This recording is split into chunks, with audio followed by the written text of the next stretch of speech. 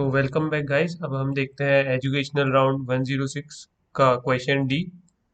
तो पहले क्वेश्चन बता देता हूँ मैं। क्वेश्चन ये है कि हमको तीन इंटीजर्स दिए हुए हैं सी डी और एक्स, और हमको बताना है कि कितने पॉजिटिव इंटीजर्स होंगे ए कॉमा बी, मतलब कितने पेयर्स होंगे ए कॉमा बी के, कि ये जो गिवन इक्वेशन है, ये जो इक्वालिटी है, मतलब ये जो गिवन इक्वेशन है वो सेटिस्फाई हो जाए। ऐसे कितने ए कॉमा बी पेयर्स होंगे वो हमको बताना है, और सी डी और एक्स गिवन है। तो अब हम अप्रोच देख लेते हैं। इसमें अप्रोच ये है कि पहले हम थोड़ा सा सिंप्लीफाई करने की कोशिश करते हैं। मतलब अभी ऐसे ही डायरेक्ट देख के तो कुछ सूझ नहीं रहा है, तो अपन अगर थोड़ा सिंप्लीफाई करते हैं फिर देखते हैं यार कि क्या होता है ना। तो पहले मैंने सिंप्लीफाई कर देता हूँ, क्योंकि मेरे को एक चीज़ पता है क्या, कि एलसीएम जो होता है ना यार, वो होता है A into B by G C D.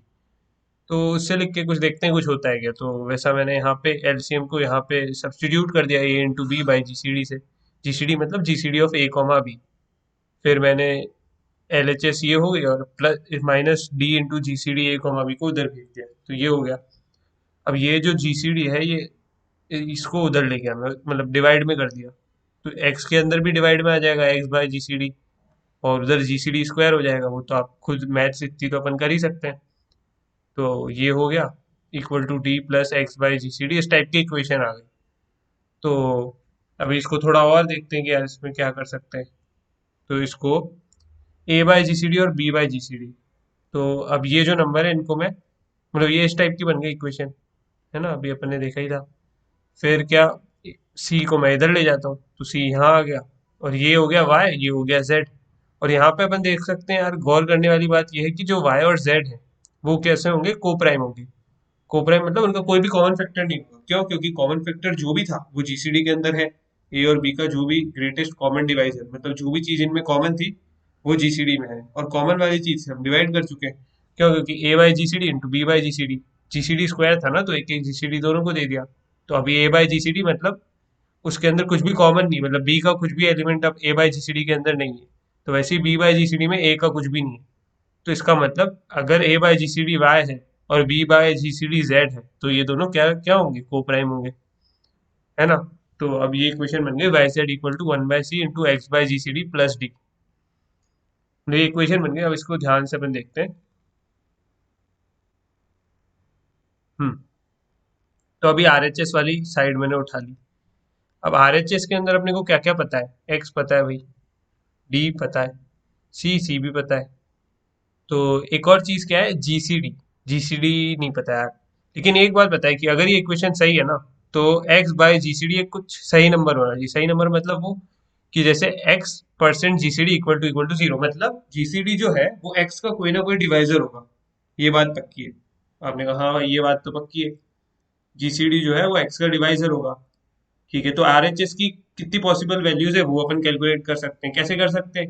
Number of GCD, जितनी पॉसिबल जीसीडी होंगे, मतलब डिवाइड में, मतलब जितने पॉसिबल डिवाइजर्स होंगे एक्स के, यू भी कह सकते हैं ना। क्यों? क्योंकि एक्स बाई जीसीडी और एक्स जो है वो डिविजिबल होना चाहिए अपॉन वाली जो टर्म है जीसीडी, जो कि अननोन है। तो फिर अपन कह सकते हैं कि यार एक्स के जितने डिवाइजर है उनसे डिवाइड कर करके देख लो, इतनी पॉसिबल वैल्यू है आरएचएस की, है ना। तो बिल्कुल सही बात है। अब मैं आरएचएस की वैल्यू को पी दे देता हूँ। तो जीसीडी की क्या क्या वैल्यू हो सकती है, यहाँ पे मैंने लिख रखा है। जीसीडी की सारी वैल्यूज हो सकती है जो कि एक्स को डिवाइड कर दे। जो कि एक्स को डिवाइड करते हैं, इसका मतलब है कि एक्स के डिवाइजर जितने भी है वो सब जीसीडी की जो वैल्यू है वो हो सकती है। तो सब चीजें पता है भाई, सी भी पता है, तो आर एच एस अपन कैलकुलेट कर लेंगे बड़ी आसानी से।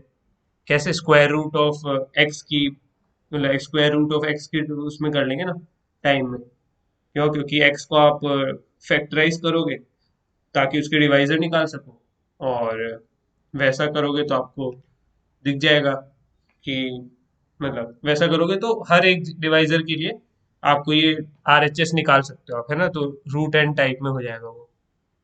तो ठीक है, वही करते हैं। तो आरएचएस की हमने सारी पॉसिबल वैल्यू निकाली। निकालने का क्वेश्चन ध्यान में रखना है अपने को, क्या, कि ए कॉमा बी के कितने पेयर्स होंगे जो ये चीज सेटिस्फाई करें। और ए कॉमा बी का जीसीडी में निकाल चुका हूँ। क्या? वो तो डिवाइजर, वो अभी चेक करेंगे जब अपन एल्गोरिथम लिख रहे होंगे, है ना, वो डिवाइजर्स निकालने का। तो जीसीडी हम निकाल चुके हैं। जीसीडी के अकॉर्डिंग हमने ये पूरा कैलकुलेट कर लिया। जीसीडी अब अपने पास आ चुका है, लेकिन अभी एलएचएस वाली टर्म बाकी है। अब एलएचएस वाली टर्म को देखते हैं क्या होगा। तो एलएचएस वाली टर्म क्या थी, वाई जेड थी। तो अभी इक्वेशन ये हो गई, P equal to Y Z, है ना। अब इसको देखते हैं, इसको कैसे सॉल्व करेंगे। तो इसके लिए p equal to Y Z है। अब y और z कोपरे में, ये ध्यान रखना है। तो सवाल अपना ये बचा है कि p को कितने ऐसे हिस्सों में तोड़ सकें such that p equal to Y Z where y and z are coprime. मतलब कितने ऐसे हिस्सों में तोड़ सकें जहाँ पे y और z क्या हो, कोप्राइम हो। तो वो अपने को देखना है। तो सीव लगा लेना आप इसके लिए। सीव क्या होता है, कुछ नहीं, स्मॉलेस्ट प्राइम फैक्टर, उसके थ्रू अपन मतलब हर एक पूरी एक एरे बनाते हैं अपन, जितने भी नंबर्स हैं मैक्सिमम जहाँ तक जाएंगे, फिर उनके लिए हम देख लेते हैं कि स्मॉलेस्ट प्राइम फैक्टर क्या होगा। तो वो हर के लिए निकाल लेते हैं, हर इंडेक्स के लिए, फिर उस हिसाब से अपन कैलकुलेट कर लेते हैं। वो अपन एन लॉग एन में निकाल लेते हैं। और कैसे निकालते हैं वो मैं जीएफजी का एक आर्टिकल लिंक दे दूंगा, तो आप उसको देख के थोड़ा सा समझने की कोशिश करना, मतलब उससे आपको फायदा होगा। मतलब जैसे उसको आप सब अच्छे से देख के समझोगे तो बहुत ज़्यादा फायदा होगा। इसलिए उसको, जो मैं लिंक दूंगा उसको पढ़ना और उसको समझ लेना। तो सीव, ये सीव जो है वो कुछ नहीं है, जरा सा है, बस इससे प्राइम फैक्टराइज कर सकते हैं अच्छे से, मतलब जल्दी एन लॉग एन में सबसे जल्दी इसे कर सकते हैं। तो इसको यूज करना चाहिए इस समय में, तभी मतलब टाइम कंस्ट्रेंट्स के अंदर अपन सॉल्व कर पाएंगे। तो सीव अपन देख लेंगे कैसे लगाएंगे, लेकिन बेसिकली हम कर क्या रहे हैं, ऐसे ऐसे तरीके, मतलब कितने तरीकों से पी को हम वाई जेड में तोड़ सकते हैं सच दैट वाई और जेड को प्राइम हो, वो देखना है अपन, है ना। तो पी को फैक्टराइज तो हम कर लेंगे एन लॉग एन में सीव से। अभी अपन ने बोला, मैंने अभी बोला, लिंक भी डाल दूंगा मैं, उसमें समझ लेना। बाकी मैंने बता दिया वो कह रहा है, स्मॉलेस्ट प्राइम फैक्टर हर एक इंडेक्स का अपन ढूंढते जाएंगे एन लॉग एन में। कैसे ढूंढेंगे वो आपको दिख जाएगा वहां पे, सीव के अंदर जो मैं लिंक भेजूंगा वो आप देख लेना, जीएफजी की।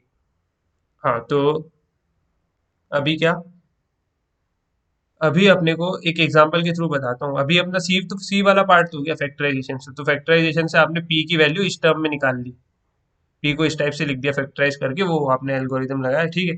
तो अभी भी मतलब थोड़ा पार्ट तो बाकी, क्या आपने को बताना तो ये है ना कि वाई और जेड में कितने इस तरीके से बांट सकते हैं। फैक्टराइज करके आप क्या कर रहे हो, कुछ नहीं, मतलब कर रहे हैं, पर हाँ मतलब क्या, आगे बताओ। तो ठीक है, मैं बोलता हूँ आगे बताता हूँ। तो फैक्टराइज कर दिया मैंने इस टाइप से, ठीक है। तो पी की वैल्यू इसको ध्यान से देख लेना। हम्म।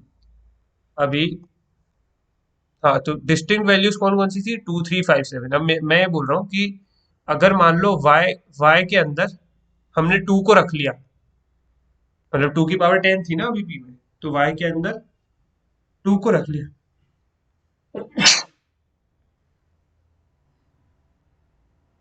तो अगर अपन ने y के अंदर 2 को रख लिया, मतलब जैसे 2 की पावर 5 रख लिया अपन ने, तो बची हुई 2 की पावर 5 कहाँ जाएगी, z में जाना पड़ेगा, क्योंकि तभी तो प्रोडक्ट p होगा ना। तो बची हुई को z के अंदर तो जाना ही पड़ेगा, और अगर बची हुई z में जाएगी तो ये दोनों कोप्राइम हो ही नहीं पाए। क्यों, क्योंकि 2 एज अ कॉमन फैक्टर है ही, तो कोप्राइम हो ही नहीं पाए ये दोनों। हाँ तो सही बात है। तो अगर ये दोनों कोप्राइम हो तो उसके लिए क्या चाहिए कि कोई भी एक प्राइम नंबर जो है, जिसकी कुछ एक्स पावर हो पी के अंदर, वो सारा का सारा एक ही जगह जाना चाहिए, या तो वाई में जाए या तो जेड में जाए। ऐसा ना करे कि यार वो वाई में भी जा रहा है, जेड में थोड़ा वाई में जा रहा है, थोड़ा जेड में जा रहा है, ऐसा नहीं होना चाहिए, जाए तो एक ही जगह जाए, है ना। तो वही मैंने यहाँ पे लिखा है। तो इस टाइप से हर एक के पास क्या चॉइस है, हर एक डिस्टिंक्ट प्राइम नंबर के पास, डिस्टिंक्ट भी होंगे प्राइम नंबर्स, मतलब प्राइम फैक्टराइज कर रहे हैं तो। हाँ तो हर एक के पास क्या चॉइस है कि या तो वो वाई में जाए या वो जेड में जाए, और जाएगा तो पूरा का पूरा जाना पड़ेगा, मतलब 2 की जितनी पावर है सब सबको लेके जाना पड़ेगा उसको वाई में, है ना। अगर 2 वाई में जा रहा है तो इस टाइप से हर के पास दो चॉइसेस है। तो टोटल कितनी पॉसिबिलिटी, कितनी तरीके से वाई और जेड अपन बना सकते हैं, हर के पास दो चॉइस है। और अगर एन है, एन डिस्टिंक्ट एलिमेंट्स है, तो 2 टू द पावर एन। अब इसी बात को दूसरे तरीके से भी समझ लेते हैं, जो मैंने लिखते वक्त लिखा था। जैसे एन हमारे पास डिस्टिंक्ट प्राइम फैक्टर्स हैं, ठीक है, उनमें से सेलेक्ट करना है, तो अपन कितने तरीके से सेलेक्ट कर सकते हैं, एनसीजी को, मतलब किसी को भी सेलेक्ट मत करो। इसका क्या मतलब है, वन ले लो वाई को, तो जेड ऑटोमेटिकली बची हुई सारी वैल्यू जेड हो जाएगी, पी बाय वाई, है ना। तो NC1 कोई भी एक ले लो, जैसे सिर्फ 2 ले लिया, NC2 कोई भी दो ले लिए। इस टाइप से हमने किया, और इन सारे तरीकों को ऐड करना है। क्यों, क्योंकि इतने ही तरीके जितने, ये मैं क्या कर रहा हूँ, वाई सेलेक्ट करो, इतने तरीके से वाई सेलेक्ट कर सकते हैं। कब, जब उसके अंदर एक प्राइम फैक्टर हो, कब जब दो प्राइम फैक्टर हो, तो इतने तरीके से, तो सारे तरीके ऐड करने पड़ेंगे, टोटल तरीके जानने हैं कि कितने तरीके से हम वाई सेलेक्ट कर सकते हैं। और हर वाई की कोरस्पॉन्डिंग एक यूनिक ही जेड होगा। तो Y Z, P equal to Y Z such that P और सच दैट वाई और जेड जो हो कोप्राइम हो, ऐसे कितने तरीके होंगे, 2 टू द पावर एन होंगे, ऐसे 2 टू द पावर एन तरीके होंगे। तो बस वाई और जेड आ गए तो अब देखो शुरुआत में मैंने क्या लिखा था, वाई और जेड की वैल्यू, हाँ, वाई और जेड की वैल्यू की, वाई क्या था, ए बाई जी सी डी। अगर पर अगर अब अपने पास वाई आ गया तो वाई इंटू जीसीडी, जीसीडी तो निकाल ही चुके हैं, उसी के कॉरेस्पॉन्डिंग तो पी निकाला था, तो वाई इंटू जीसीडी उससे एक कॉरेस्पॉन्डिंग ए आ जाएगा, है ना। वैसे ही जेड इंटू जीसीडी उसके कॉरेस्पॉन्डिंग बी आ जाएगा।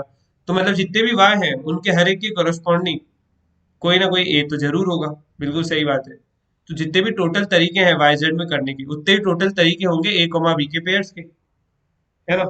बस यही तो हमें फाइंड करना था, तो टोटल तरीके बस सम कर दूंगा मैं, आंसर आ गया। अभी हम कोड देख लेते हैं।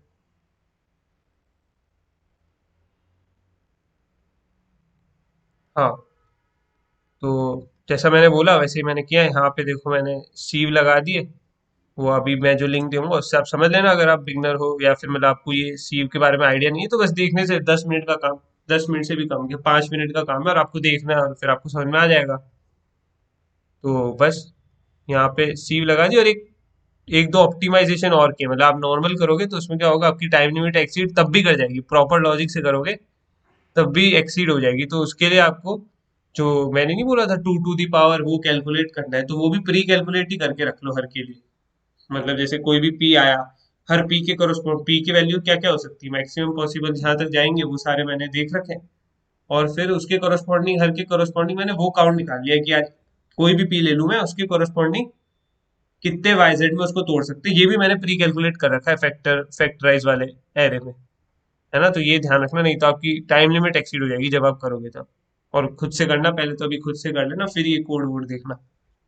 तब की बात बता रहा हूँ मैं, जब टाइम लिमिट एक्सीड करे तब आप ये सब करना। तो बस यहाँ पे मैंने क्या बोला था, एक्स के फैक्टर देख लेंगे वो जीसीडी की वैल्यू के लिए, तो यहाँ पे एक्स के फैक्टर देख रहा हूँ मैं, मतलब डिवाइजर देख रहा हूँ, एक्स बाय आई। और अगला फैक्टर क्या होगा, एक्स बाय आई हो जाएगा। मतलब एक फैक्टर आई होगा तो दूसरा एक्स बाय आई हो जाएगा ना। मतलब तभी अपन रूट एन में करते हैं वो तो, है ना।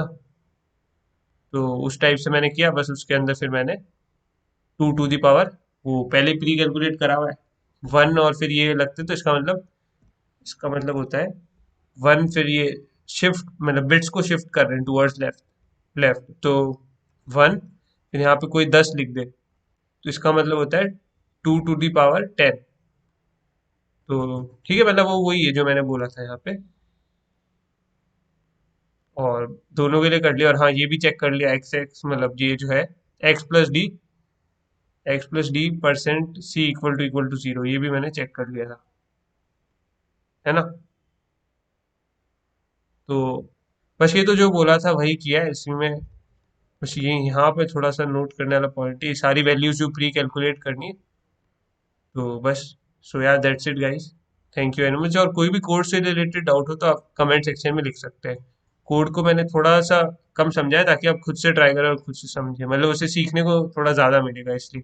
नहीं तो अगर आपको कम डाउट हो फिर भी कोई चीज़ समझ में नहीं आई तो आप कमेंट करते, कमेंट में मैं डेफिनेटली रिप्लाई करूंगा जितना जल्दी हो सकेगा। सो यार थैंक यू गाइस।